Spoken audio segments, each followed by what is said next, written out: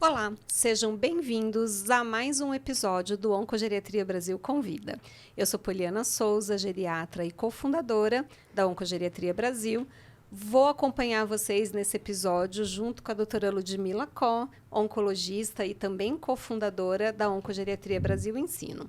A Oncogeriatria Brasil é uma empresa de ensino focada na educação para o envelhecimento e se dedica na disseminação de informações sobre as particularidades do câncer no envelhecimento. Acreditamos no poder da educação para proporcionar melhores desfechos no tratamento oncológico dessa população. Lembre-se de se inscrever no nosso canal, no nosso site e de nos acompanhar nas redes sociais para ficar atualizado no que se refere à oncogeriatria. A nossa convidada de hoje é a doutora Daniela Rocha, médica hematologista no HCOR, e a gente vai conversar sobre Fevereiro Laranja. Dani, seja muito bem-vinda. Poli, obrigada pelo convite. Estou muito honrada em estar aqui e queria falar primeiramente, além de agradecer, obviamente, que eu sou muito fã de vocês, né? Com algumas, inclusive, tive a oportunidade de trabalhar, a gente já se conhece há algum tempo. Então, assim, é um projeto maravilhoso, uma iniciativa muito legal de vocês e eu sou uma grande admiradora do trabalho de vocês. Obrigada, Dani. A gente também do seu, né? Obrigada. Bom, estamos no Fevereiro Laranja, campanha que tem por objetivo conscientizar a população sobre as leucemias. De acordo com dados, né, do INCA, do Instituto Nacional do Câncer, para o triênio 2020-2022, estimava-se que para cada ano a gente teria diagnóstico de cerca de 10.800 novos casos de leucemia no Brasil. Quando a gente fala de leucemia, Dani, a gente não está falando de uma única doença, né? Do que a gente está falando? Quando eu falo leucemia, né? Do que eu estou falando? A leucemia, Poli, como o próprio nome diz, é uma doença dos leucócitos, né? Então, é um conjunto de doenças onde a gente tem uma alteração na produção dos leucócitos, normalmente uma proliferação clonal anormal dos leucócitos, que são as nossas células de defesa, né? E aí, obviamente, dependendo do tipo de leucócito, onde ocorre essa alteração, a gente vai ter a classificação, né, dos tipos de leucemias e cada uma com o seu comportamento. Eu costumo dizer, né, a gente que trabalha nessa área, enfim, avalia, né, os pacientes, eu faço bastante avaliação de paciente para transplante, que é uma sopa de letrinhas. Sim. Né? Então, assim, para cada uma das letrinhas que vão acompanhando o nome de cada uma da leucemia, a gente espera um determinado quadro clínico e também prognóstico, né? Então, as leucemias, elas são diferentes, né? Assim, Sim. Quais são os principais tipos que a gente tem? Didaticamente, né, se a gente for listar os tipos de leucemia, é exatamente o que você falou, vira uma sopa de letrinhas, você tem inúmeros subtipos. Mas de uma forma didática, a gente divide em leucemias agudas e as leucemias crônicas, né? As leucemias agudas, elas cursam com a proliferação de leucócitos, que são essas células de defesa mais jovenzinhas, né? São células que a gente chama de blastos. Então, normalmente, nas leucemias agudas, a gente tem a proliferação dessas células mais jovens, desses blastos, né, dentro da medula óssea, que é a fábrica do sangue, e no sangue periférico. E, claro, você, por conta disso, vai ter um determinado quadro clínico. Geralmente, as leucemias agudas, elas têm uma instalação mais rápida e um quadro clínico mais florido, de comportamento mais grave, né? Já as leucemias crônicas, a gente tem a proliferação, geralmente, de leucócitos mais maduros, né? E aí, dependendo do tipo de leucócito que está alterado, você vai ter o nome da leucemia. E as leucemias crônicas, elas têm uma instalação normalmente, né? Que a gente sabe que na medicina nada é exato, mas assim, normalmente as leucemias crônicas, elas têm uma instalação mais insidiosa. Muitas vezes os pacientes são até assintomáticos, né? E vão descobrir o diagnóstico a partir de alterações num hemograma de rotina que faça, alguém vai identificar ali alguma alteração. Dani, então pensando nesse sopa de letrinhas das leucemias, mas assim, quais são os principais sintomas? O que deveria chamar a atenção assim dos pacientes e até mesmo, né, de médicos de outras especialidades sobre essa suspeita de o paciente estar com uma leucemia? Lúdia, a gente não tem um sintoma específico, tá?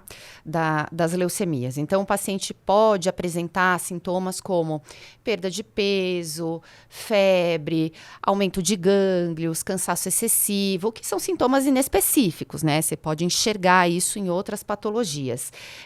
A gente tem algumas coisas que são um pouco mais específicas, assim, como a gente está falando de leucemia, é uma doença hematológica, geralmente esses pacientes vão cursar com alterações do hemograma, né? E no hemograma a gente olha basicamente os glóbulos vermelhos, os glóbulos brancos e as plaquetas. Então, nas leucemias, por conta dessa proliferação anormal dos leucócitos, normalmente os outros funcionários da medula óssea são atingidos também, né? Então, por exemplo, quando a gente tem alguma alteração dos glóbulos vermelhos, né? Normalmente os pacientes têm um quadro de anemia, isso né, acaba implicando no paciente cansaço, palidez cutânea mucosa, sonolência excessiva, tontura, as plaquetas, né, que são células relacionadas à nossa coagulação, se elas ficam realmente num valor muito baixo, o paciente pode apresentar sangramento, né, normalmente sangramento cutâneo mucoso, então sangramento gengival, sangramento em mucosa oral, sangramento conjuntival, e os próprios leucócitos, né, o fato...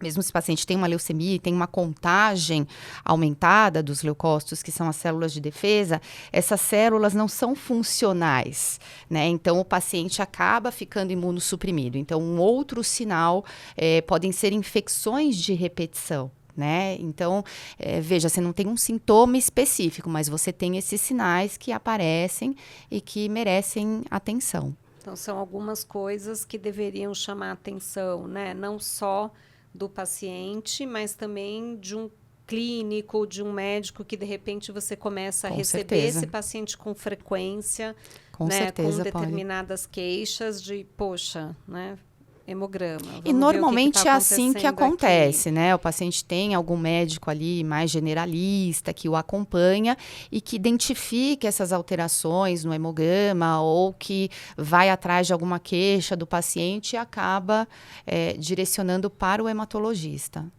A gente sabe que qualquer pessoa em qualquer idade pode ter o diagnóstico, né? Pode desenvolver a leucemia.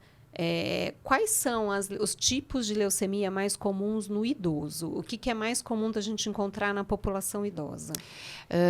A leucemia mieloide aguda é muito comum nos indivíduos idosos, né? Principalmente porque ela é muito associada a mutações genéticas, né? E com o envelhecimento, a gente vai perdendo a capacidade de reparo no DNA, né? Então, conforme as células vão se dividindo, a gente sabe que existem erros nesse processo, mas o nosso organismo é capaz de reparar esses erros. Com o envelhecimento, a gente perde essa capacidade. Então, as mutações genéticas são mais frequentes, né?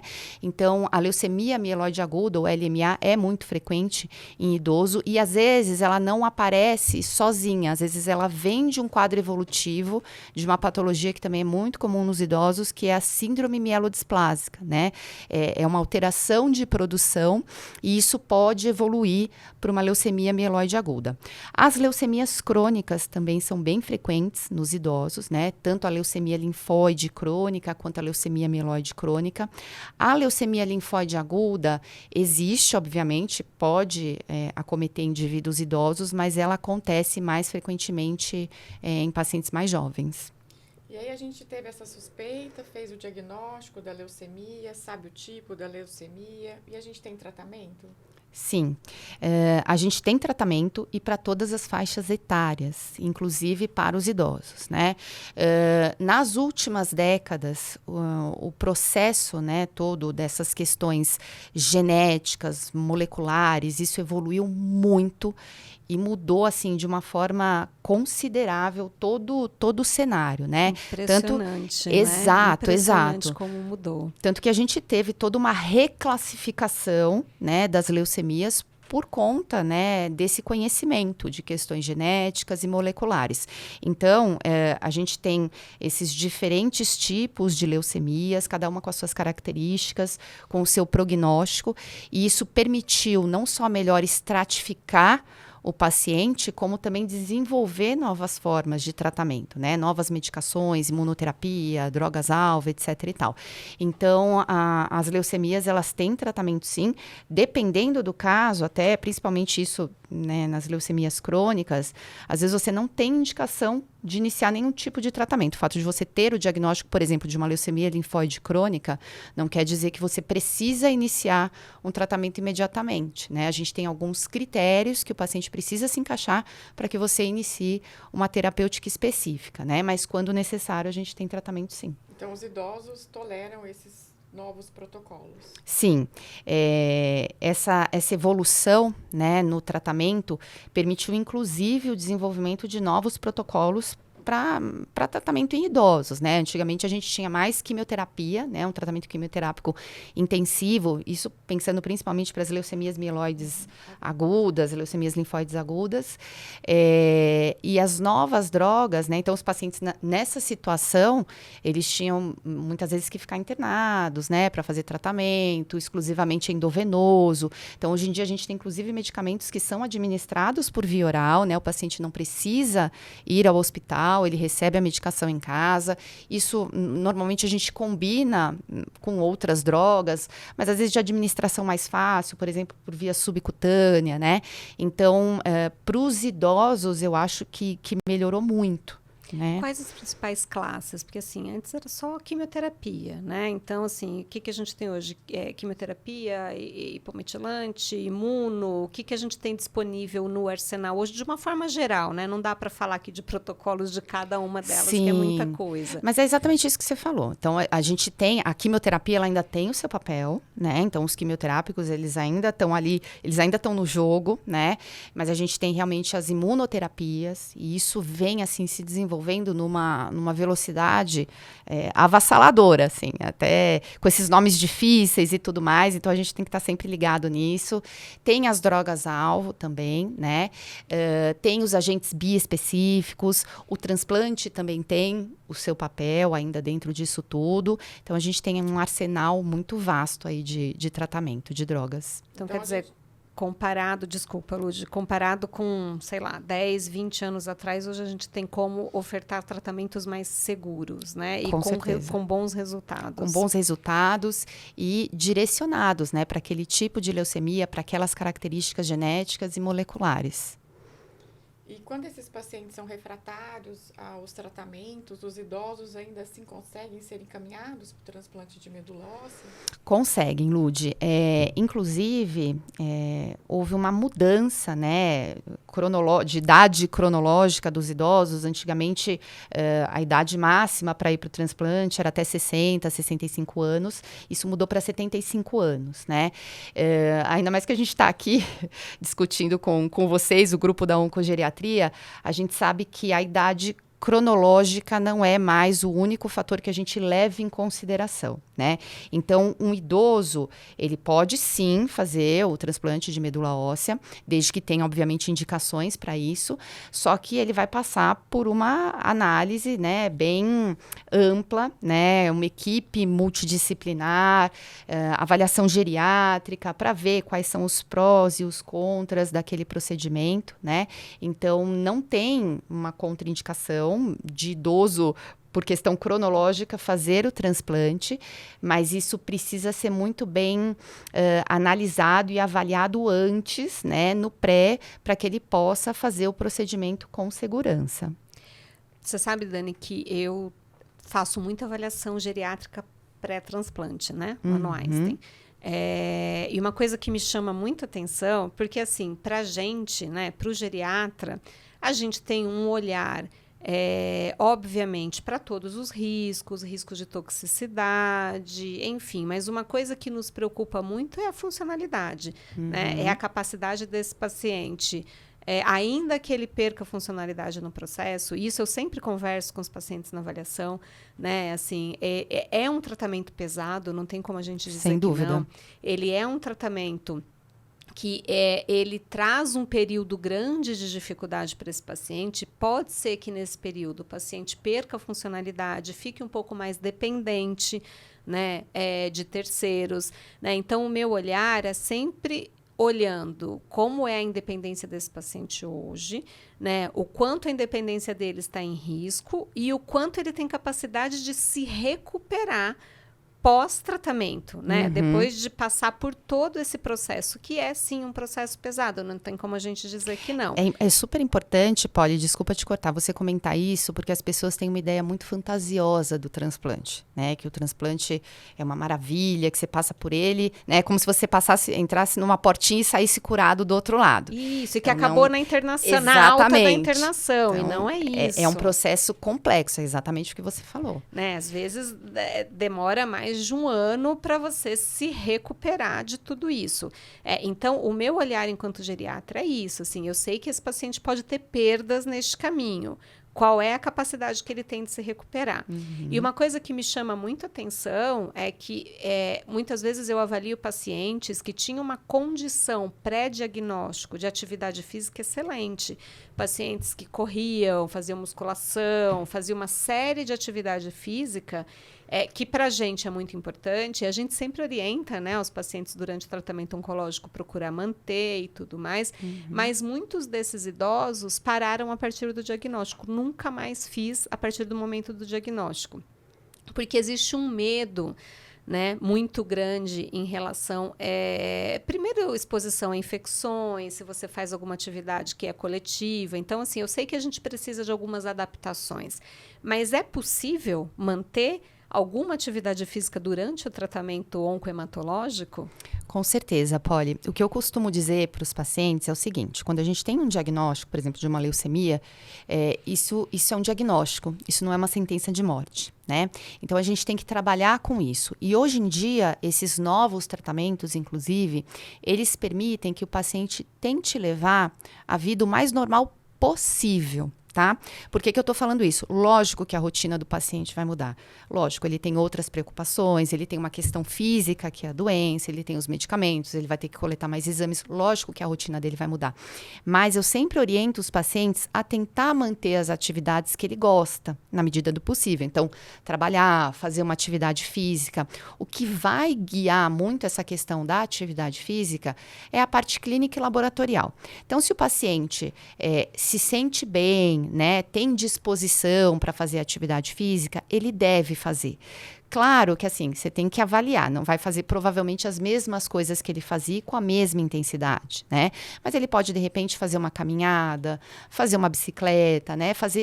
Direcionar, fazer outras atividades, né, que sejam menos cansativas e que caibam melhor naquele momento. O laboratório é importante também, e aí entra o papel do médico orientar, né? Então, se você tem um paciente, por exemplo, que está com as plaquetas super baixas, né, correndo um risco de sangramento, você não vai liberar esse paciente para fazer uma atividade física. Espera um pouquinho, deixa ele recuperar, deixa ele melhorar essa questão, e aí ele pode fazer a atividade física dele. Questão de risco de infecção, a gente comentou, isso existe não só pela doença em si, mas pelo próprio tratamento, né? Então, o paciente, dentro desse contexto, às vezes ele pode optar por atividades ao ar livre, né? Ou atividade dentro de casa. Obviamente, ele não vai se expor numa academia, num ambiente super fechado, com um monte de gente. Então, é uma questão ali de bom senso, né? Mas não tem contraindicação para a prática de atividades físicas nesse período. Claro que vão ter momentos que o paciente vai estar mais fragilizado, vai estar mais cansado, e a gente orienta a respeitar isso, né? Anemia, plaquetopenia. Exato, né? exato. Vão ser momentos de maior cuidado. Exato. Mas fora desse período... Sim, né? se o paciente se ele se sente bem, bem, tá bem orientado, é super bem-vindo. Super bem-vindo. É super importante na reabilitação do paciente. Com certeza. A gente já sabe que o idoso já tem um processo de sarcopenia, de perda de massa muscular, né? Então, dentro disso, a atividade física é fundamental. Acho que essa é uma das nossas grandes preocupações, né? Assim, as pessoas vêm com muito medo de fazer. E, infelizmente, a gente não tem disponibilidade de profissionais formados, treinados, habilitados em todos os centros, mas a gente tem hoje muitos fisioterapeutas que trabalham com pacientes oncológicos e oncohematológicos, né?